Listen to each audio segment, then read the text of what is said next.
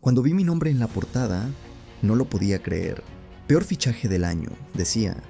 Yo acababa de llegar al Real Madrid, el club más grande del mundo, y en solo unos meses ya decían que había sido un error. No era la primera vez que dudaban de mí, pero esto era distinto. Esto era el Madrid. Pensé en quedarme callado, pero el fútbol no se responde con palabras, se responde en la cancha. A veces, para hacer historia, primero hay que pasar por el olvido.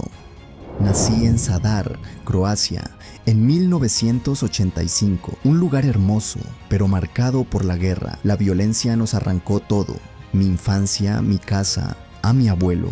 Me tocó crecer en un país en ruinas, en un entorno donde el fútbol era la última esperanza de muchos.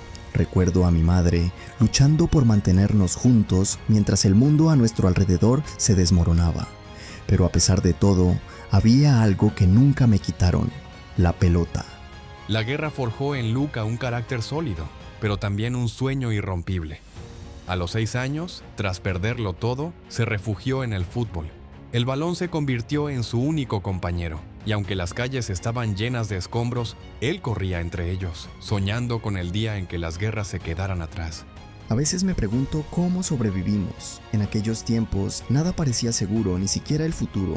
Pero yo tenía una meta: jugar al fútbol.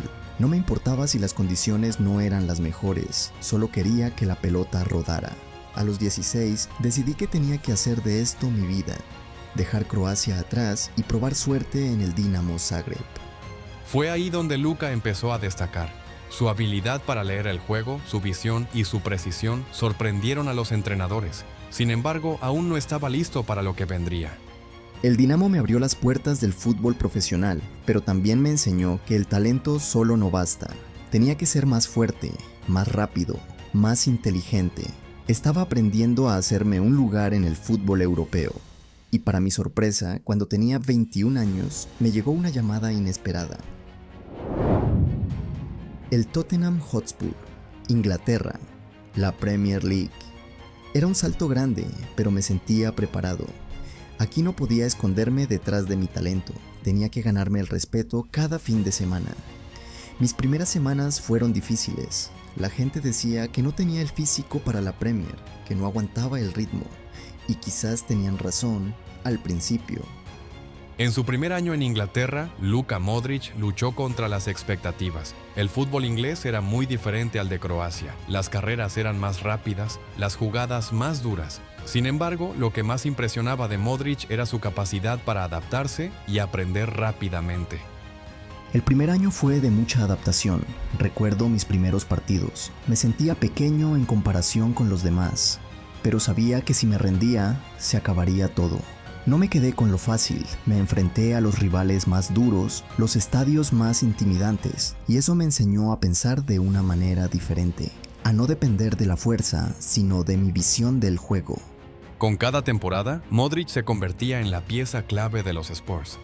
Su calidad técnica, su capacidad para leer el juego y su habilidad para dictar el ritmo del partido lo posicionaron entre los mejores mediocampistas del continente. A pesar de su modesta estatura y de las críticas iniciales, Luka demostraba que no había barreras para su talento. Sabía que no sería fácil, pero ya había pasado por momentos difíciles. Solo faltaba dar el siguiente paso, y en 2008, ese paso llegó. Cuando el Real Madrid mostró interés, no podía creerlo. Para muchos era solo un sueño. Llegué al Real Madrid en 2012, el club más grande del mundo.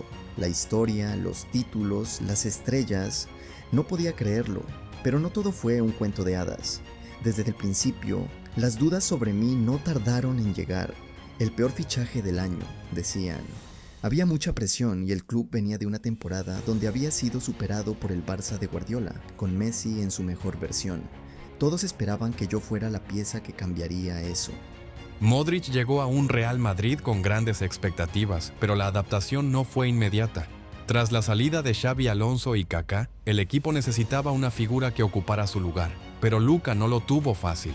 Las críticas comenzaron a pesar sobre su cabeza, especialmente al no poder brillar como lo había hecho en el Tottenham. Recuerdo los primeros meses, no era titular fijo. La gente se preguntaba por qué me habían fichado. No era lo que esperaban. Había momentos en los que pensaba si realmente sería capaz de encajar en un club tan grande, pero algo me decía que debía seguir adelante. Yo no iba a dejar que los rumores y las críticas definieran mi historia. En su primer año, Modric se enfrentó a una dura competencia en el mediocampo, con jugadores como Khedira y Casemiro luchando por el mismo lugar. Sin embargo, Luka no tardó en demostrar su valía. A medida que se adaptaba al sistema de José Mourinho, su capacidad para hacer fluir el juego y su visión se hicieron imprescindibles. Fue difícil, pero sabía que el tiempo jugaría a mi favor. Nunca he sido un jugador que dependa de la popularidad. Soy de los que prefieren responder con trabajo, con fútbol, y con el paso de los meses empecé a sentirme parte de algo mucho más grande. Ya no era solo un fichaje que la gente criticaba, era el jugador que necesitaba este equipo. La temporada 2013-2014 marcó un punto de inflexión. Tras una primera temporada difícil, Modric se convirtió en el motor del Real Madrid. Su capacidad para controlar el ritmo de los partidos, su inteligencia táctica y su talento para distribuir el balón lo hicieron indispensable para el equipo. En esa temporada fuimos capaces de ganar la ansiada La Décima. Había pasado de ser criticado a ser parte de la historia del club. Ese momento fue, sin duda, uno de los más especiales de mi carrera. La décima Champions League del Real Madrid significó un cambio de percepción para Modric. La crítica desapareció, y lo que antes parecía ser un fichaje fallido, ahora se había convertido en una de las piezas fundamentales de la Casa Blanca. Pero ese solo era el comienzo. El fútbol me enseñó que lo más importante no son las etiquetas ni las primeras impresiones. Lo que importa es lo que haces cuando tienes la oportunidad de demostrar tu verdadero valor. Y yo nunca dejé de luchar por ese momento. La temporada 2017-2018 fue especial. No solo por los títulos, no solo por los partidos épicos que jugamos, sino por algo más grande, la sensación de estar tocando algo histórico. Había sido un camino largo y arduo, las dudas iniciales, las críticas, todo eso había quedado atrás. Yo ya no era solo el fichaje que había costado demasiado dinero, ni el que no cumplía con las expectativas. Había llegado al punto de ser uno de los pilares del equipo. Esa temporada, el Real Madrid no solo ganó la Liga de Campeones, sino que también llegó a la final del Mundial de Clubes. Pero la gran hazaña llegó con la Copa del Mundo en Rusia, donde Croacia sorprendió al mundo entero al llegar hasta la final. Fue un torneo brillante para Luka Modric. Su capacidad para dominar el mediocampo, su visión para dar pases precisos y su incansable esfuerzo lo hicieron sobresalir entre las grandes estrellas. Fue el motor de su equipo, la figura que permitió a Croacia brillar en el escenario mundial.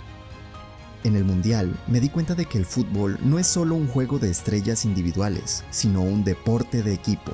Croacia hizo historia y fue un honor ser parte de eso. Pero al final, siempre he creído que el fútbol es mucho más que ganar trofeos personales. Aún así, después de todo lo que pasamos, el reconocimiento que vino con el Balón de Oro fue un sueño hecho realidad. En diciembre de 2018, el mundo del fútbol vivió una sorpresa inesperada. Luka Modric ganó el Balón de Oro, poniendo fin a una década de dominio de Cristiano Ronaldo y Lionel Messi.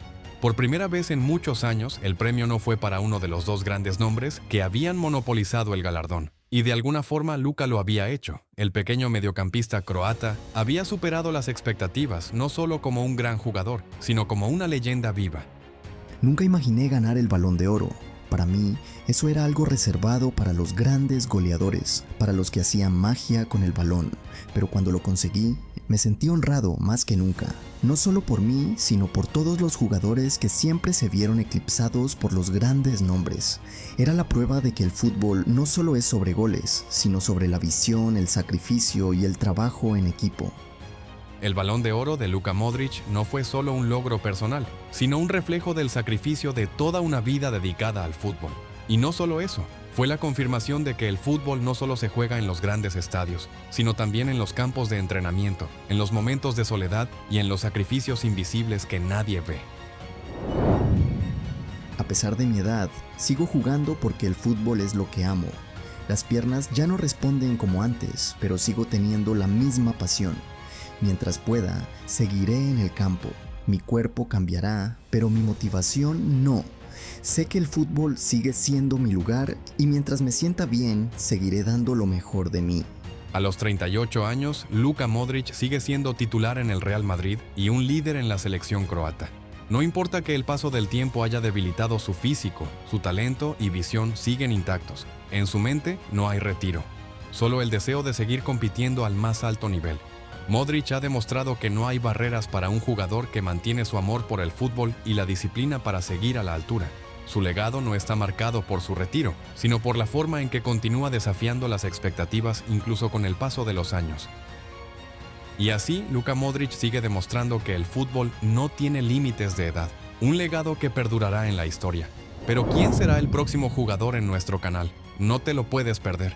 Si te ha gustado este video, suscríbete para más historias épicas del fútbol. Nos vemos en el próximo video.